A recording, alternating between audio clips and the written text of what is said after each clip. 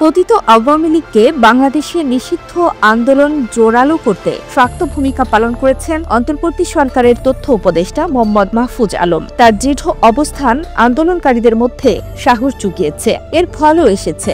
আন্দোলনের মুখে দেশের রাজনীতিতে নিষিদ্ধ করা হয়েছে আওয়ামী লীগকে। এবার নতুন দাবি সামনে আনলেন মাহফুজ আলম। তিনি পরিষ্কার করে বলেছেন, যুদ্ধাপরাধীর সহযোগীদের ক্ষমা চাইতে হবে। বাংলাদেশে রাজনীতি করতে হলে পাকিস্তান পন্থা বাদ দিতে হবে।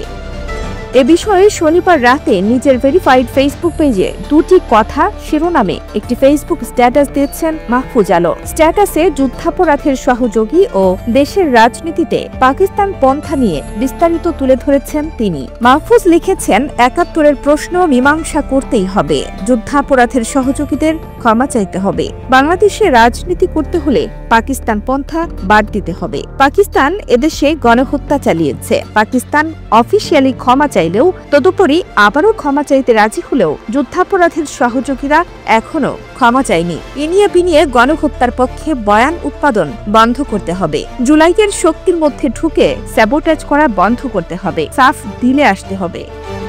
ফেসবুক স্ট্যাটাসে মাহফুজ দ্বিতীয় পয়েন্টে লিখেছেন, নজিববাদী বামদের ক্ষমা নেই। লীগের গুম, খুন আর সাপ্লাই মোদি বিরোধী আন্দোলনে হত্যাযজ্ঞের মস্তিষ্ক এরা 36 ডিভিশন।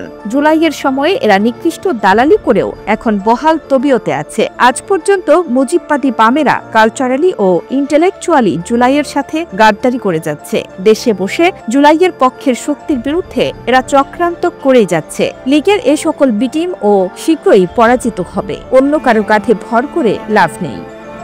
কানিস ফাতেমা, নিপা, খবর সংযোগ।